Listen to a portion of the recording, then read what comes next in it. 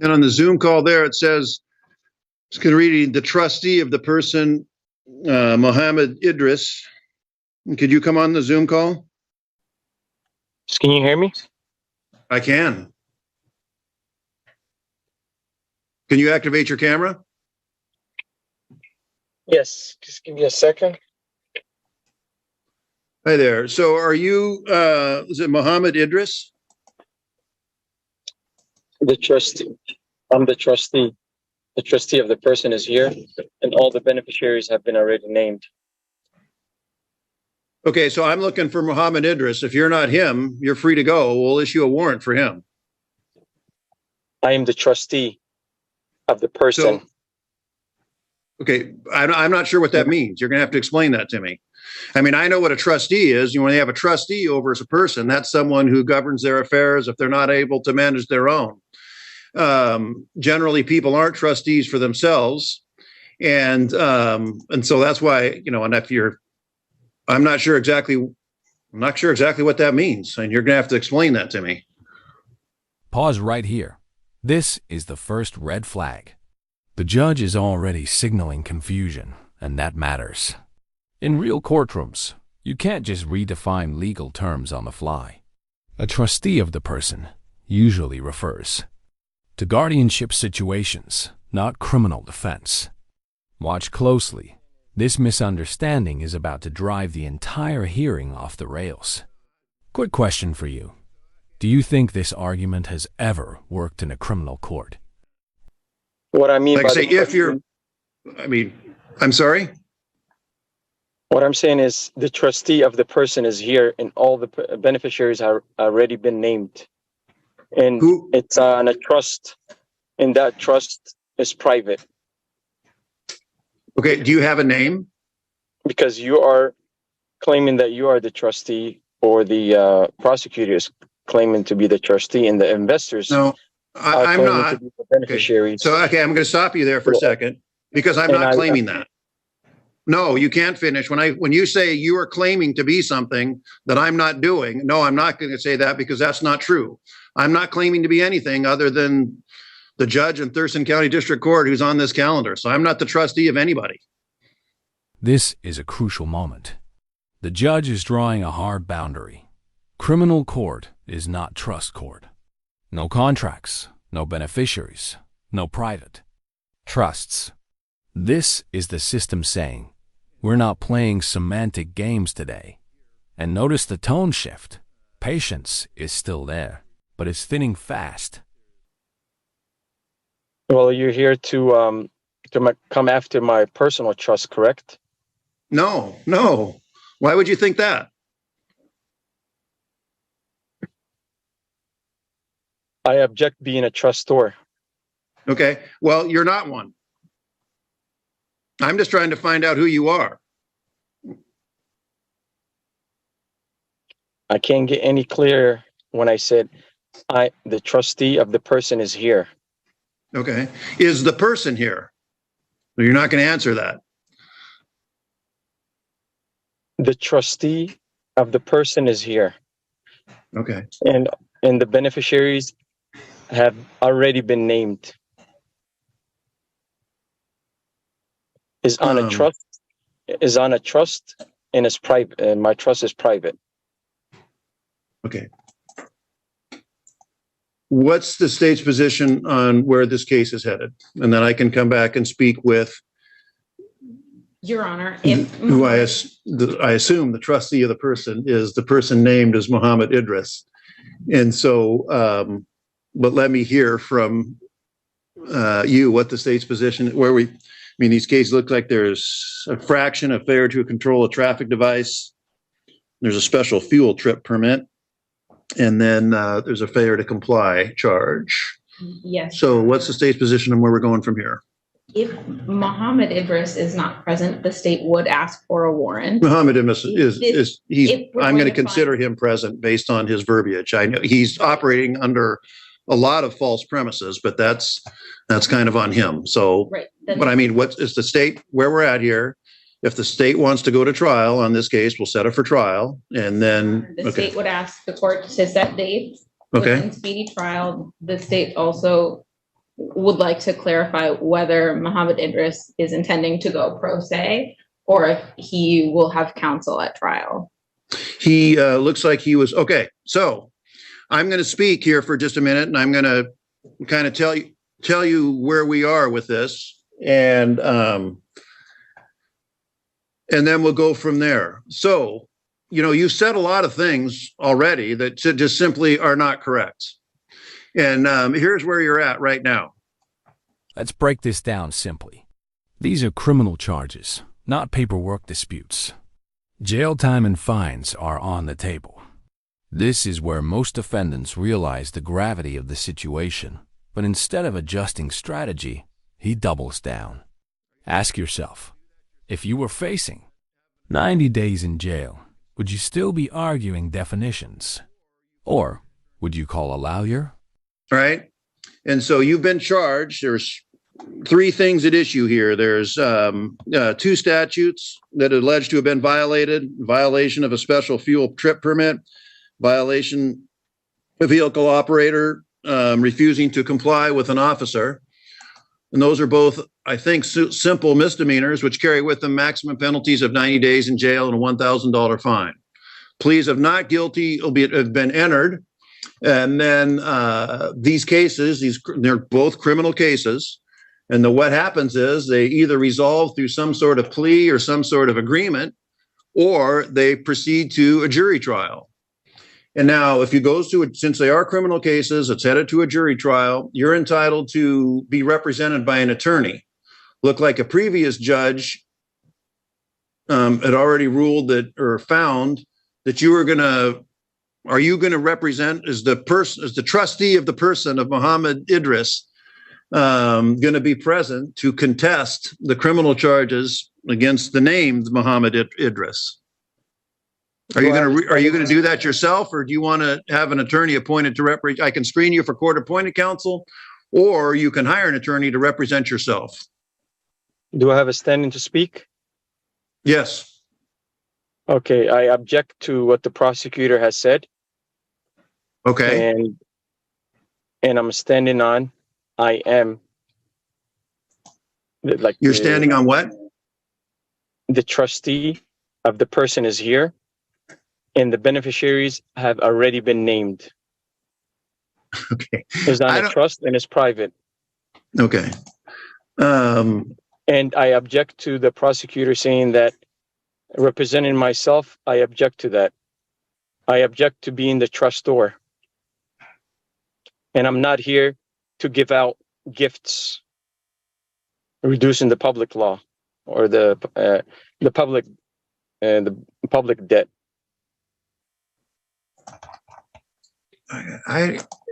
Because I'm brought in as a trustor to give out gifts, and turn around, and what the court is doing is coming after me for the commercial promise. So for that reason, I am the trustee. I'm standing on that position. All right. And I'm not here to give out any gifts. Okay. No one's here for any gifts.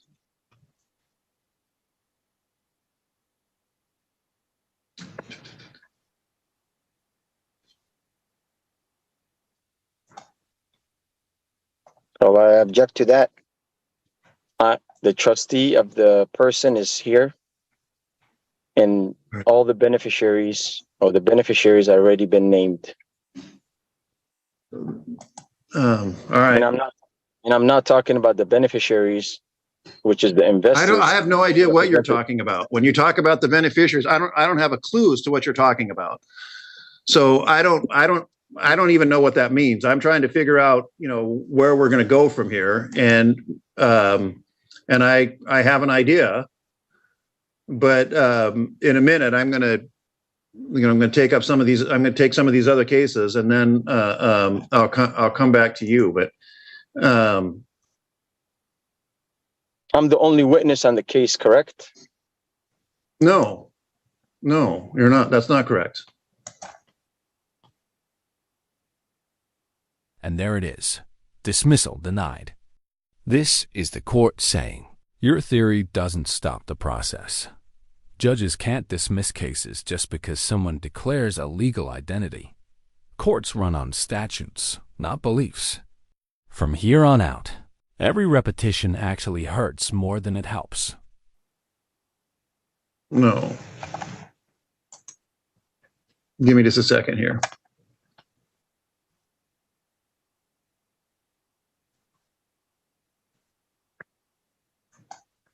Mr. Newcomb, you can mute up there, Mr. Idris, and then I'll come back to you here in just a minute. And you can go off camera, but don't leave the Zoom call just yet, because this is going to take some time. I'm going to take care of some of these other cases first. Mr. Newcomb, is your case ready? I don't hear him. And then Ms. Lazarek.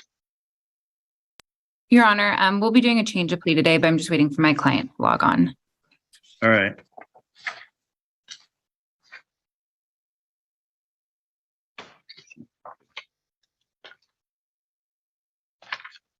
All right. So you can come back on the, you can come off the Zoom call there. Mr. Idris, you can come back off of mute. You can come back onto the Zoom call.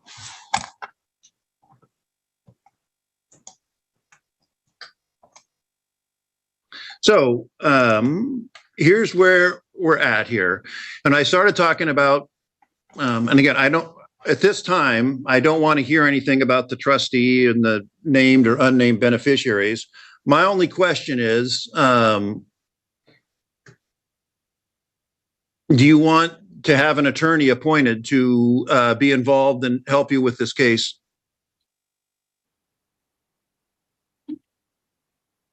I mean, that's a yes or no question.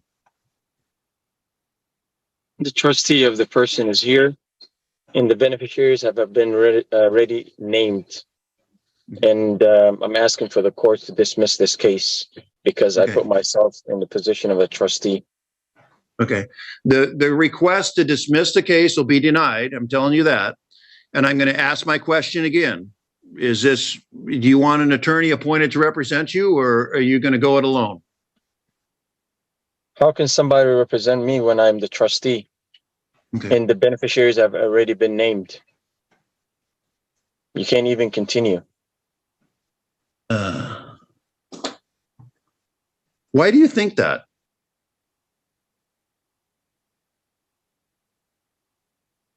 What does it have to do with thinking?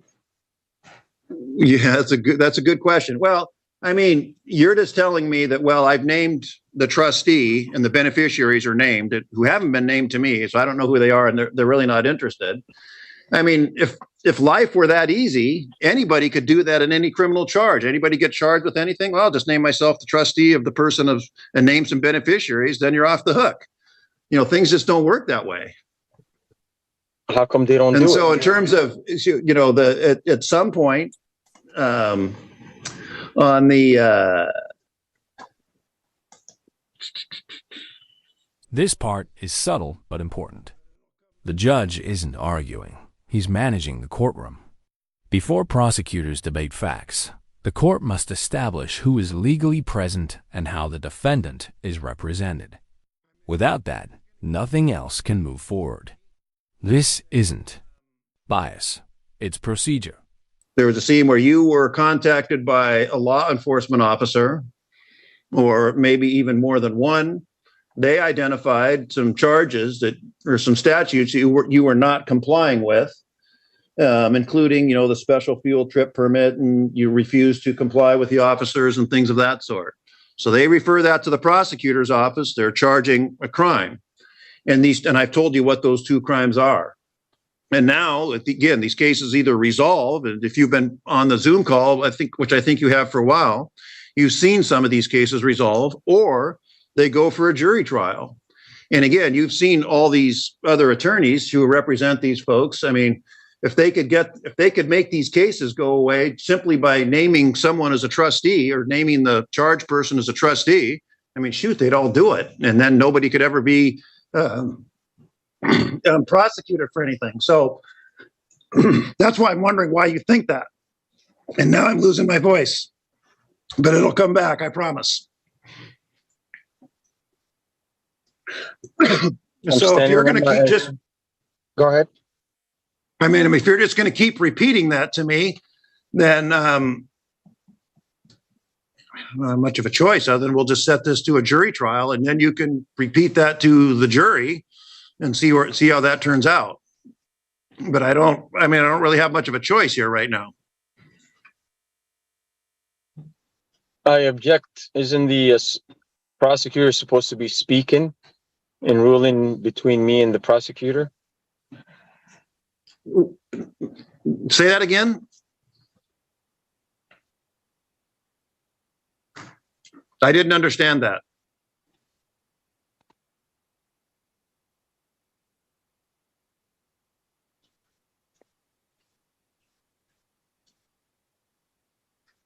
Would you please repeat that?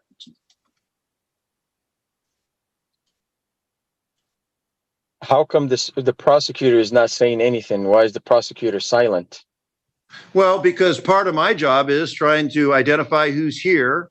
And then the prosecutor did say that they want to figure out whether you're either representing yourself or you want an attorney. And so that started the conversation between me and you as to whether or not you want an attorney or not. And I frankly, I still haven't gotten an answer. When I ask you that question, you just go back to restating yourself as the trustee of the person of Mohammed Idris, and then the beneficiaries have been named. So I want to get through that hurdle. And then, I have some responsibility to do some things here before we really hear from the prosecutor. Prosecutor will, I suppose, if this case goes to jury trial, they'll do that. They can negotiate with you some sort of resolution to the problem if you wish to do that. I can set this over for a period of time to give you an opportunity to do that. But and again, you still haven't even admitted that you're the person who was pulled over by the police officers on that day. So, I mean, we kind of have to get through some of these preliminary hurdles before we can get to that. The trustee of the person is here, and the beneficiaries have already been named. You have said. The beneficiaries have already been named. All right.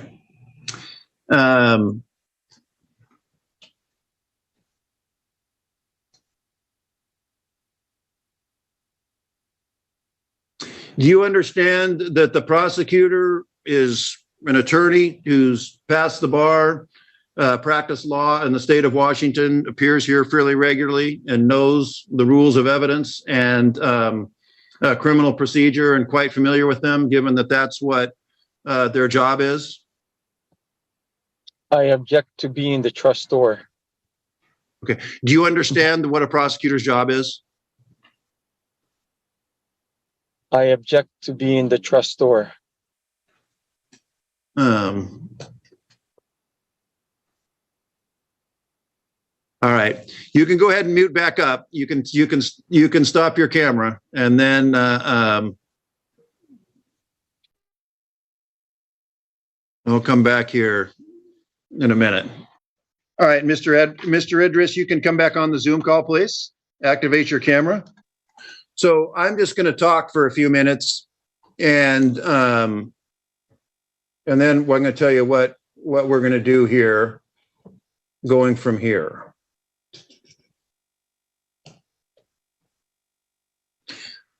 It looks to me like your first appearance on these cases was on July 17th, and speedy trial runs through right now, October 15th, 2023. So you are charged, as you looks like you were in front of a pro tem back on July 17th. You're charged, right there, with 2 crimes, and there's 1 infraction. Pleas of not guilty will be entered. Anytime anyone's ever charged with a crime, they have a number of rights. You have the right to be represented by an attorney, which I've talked about. You also have the right to, go to trial and call witnesses and so forth. And so, let me finish, please. Don't interrupt me. I know what you're about to say, but I'm going to talk for a while here. So just please don't interrupt me. At the end of it, then you can say what you're going to say. All right. My apologies. So this case has started. This case is headed towards trial, apparently. And if my voice holds out. The trial is going to take place someday before October 15th. You have the right to an attorney, as I said. You also have the right to represent yourself. If you choose to represent yourself, I just want to advise you that you would be at a serious disadvantage. The prosecutor, as I tried to explain earlier, is a trained attorney, been through law school, been practicing law for a while, well-trained, well-versed in the rules of evidence, well-trained, well-versed in the rules of criminal procedure, been through jury trials before. They know how to conduct them. And so if you were to represent yourself, you would be at a huge disadvantage. It would be to your great advantage to have an attorney appointed, or you can hire an attorney to represent you. But as I said before, you do have the right to represent yourself. And normally you go through some sort of conversation with folks. I've been doing this job for a number of years now. I've had several people represent themselves. Normally there's a conversation I've had with people about asking them that they're aware that if they represent themselves, they'd be at a disadvantage. I tried to engage in that discussion with you. You just kind of reverted back to repeating that you're the trustee of the person and the beneficiaries and the name, so forth. But rather than go through the question and answer portion, I'm just going to tell you that's where we're at. So we're going to set this case. We're going to do two things here today. We're going to set the case for trial. You're going to get notice in the mail of that. You're also going to I'm going to set a status hearing or a pretrial hearing in about 3 weeks. And then somebody else, maybe it'll be me, will probably try and go through all this again. But I'm going to tell you some things that, you said you object to this and you object to that, and you're free to object to anything you want. But I have the ability to either overrule the objection, which means, turn down your objection, or sustain your objection. And I'm having trouble actually understanding what your objections are. And so, and again, I'm going to lay out some of what's going to happen at trial if it goes that far. In a trial, they have a group of citizens come in, both the attorney and defense attorney or the person represent themselves, and the prosecutor has an opportunity to question them, talk about the issues that might come up in the case. Then they can eliminate who they don't want on the jury. And then 6, you will end up on a jury, and then the state will present their case.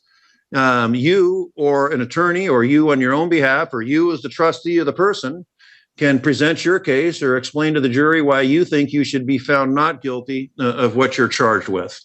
And so in the grand scheme of things, frankly, the charges that you're charged with are not far from the most serious that we see around here. They're not.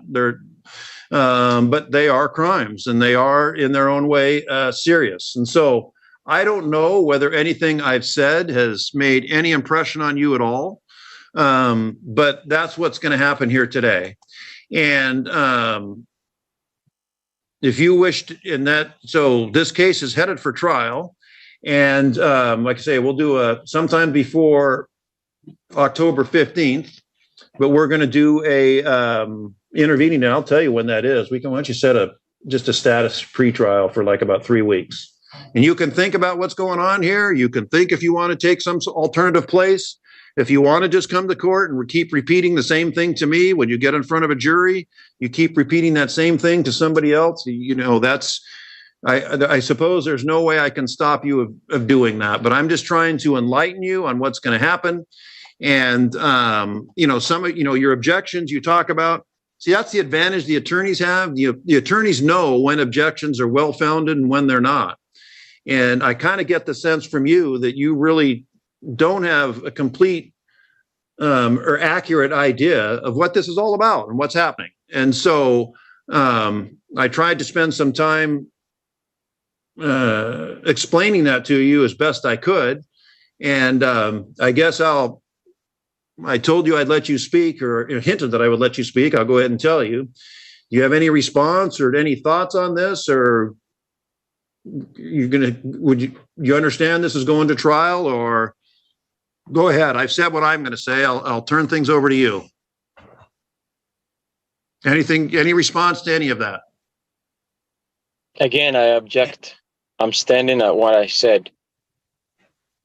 Okay. And what specifically do you object to? Just so I can create a record, so I'll make a ruling on your objection. What are you objecting to? I'm objecting to everything you're saying. It's a hearsay. It's a assumption, a presumption, is a tacit agreement. It has nothing to do with the facts. That's why I'm the trustee. It has All something right. to do. It has everything to do with the trust law.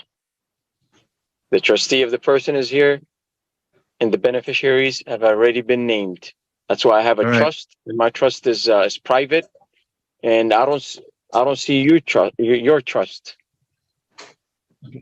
And in the trust that you have, the trust that the prosecutor has named you as the trustee. That's why you keep asking the prosecutor what they want to do, because they named you the trustee.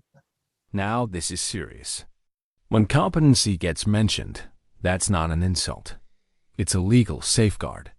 The court is asking whether the defendant understands what's happening.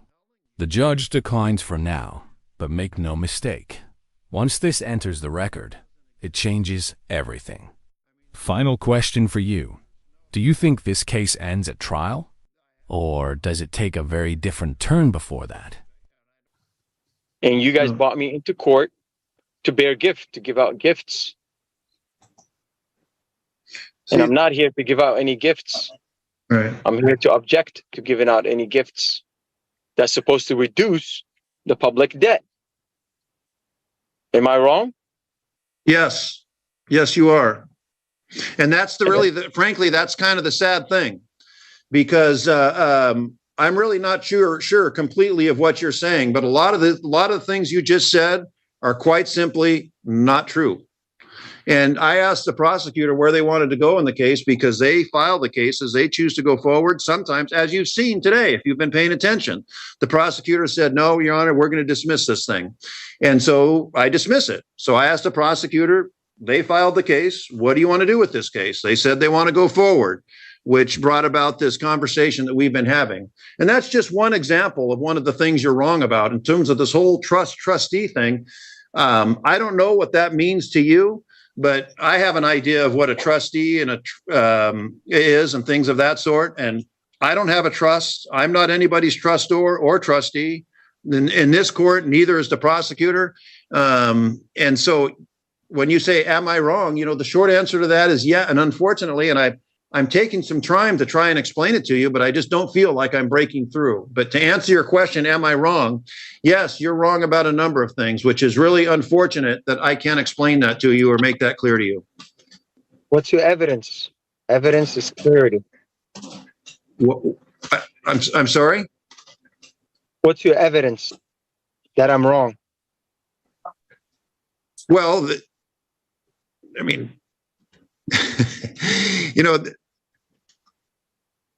other than me just telling you that I'm not a trustee, I can't prove something doesn't exist. I mean, there is no trust. There's nothing else. And I have no documents that saying there's not one, and I don't have any there is no document saying that there is one. And so again, that's on that single issue. That's. So you're not coming after my personal trust? No. So personal again, trust I'm not sure. Exist? Well, let me rephrase. I'm not sure what that means. Again, you're charged with a crime. That crime needs to be resolved, or either through trial or resolution of some kind. And so, in terms of coming after your personal trust, and by the way, I'm not the one who filed the charges. That was done by the prosecutor and all of that. And so, what they're trying to do, I think, and I don't know this for sure, and I'm just trying to do this by way of explanation, not because I'm on anyone's side. It's their responsibility. They're bringing the charge. It's their responsibility to prove it beyond a reasonable doubt. It's your or the defense attorney's role to explain why the charge should never have been brought, or that there reasonable doubt exists as the charge was ever committed. That's what this is about. This whole trust thing, I think you're just going down a way that's really doesn't have any relevance to what's happening here. And I've tried to explain that to you, and I'm more than willing to continue. We can't go at it all afternoon, but I'm trying to make this as clear as I can to you. But again, it's unfortunate. It's a failing on my part that I'm not able to break through to you.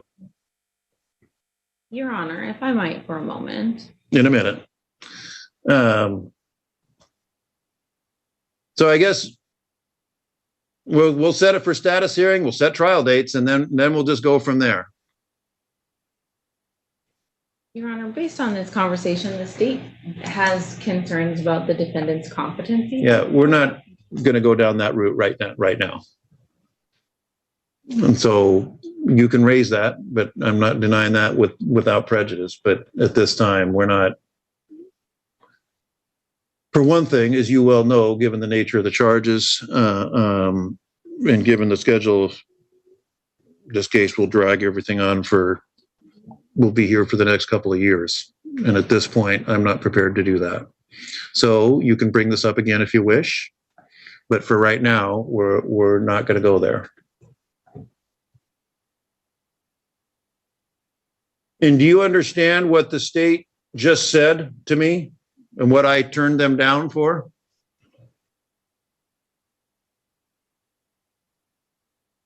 Again, that's a yes or no question. The representative from the state, the prosecutor, she just said something to me.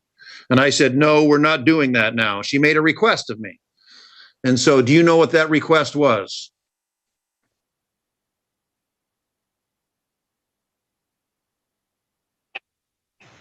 I am the trustee, and the beneficiaries have been already named. So, All right.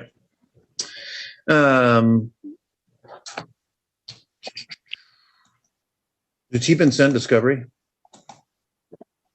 No, Your Honor, Okay. because Yeah, I understand why.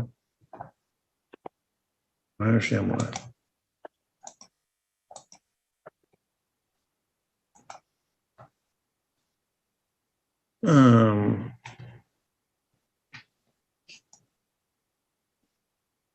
All right, so what's 3 weeks? What's 3 weeks from today? When's the trial date? September 13th. We're going to reset this to September 13th. Put it at the end of the calendar. Or Okay. what time? 2:30. At 2:30. That'll be your next court date. You're free to go.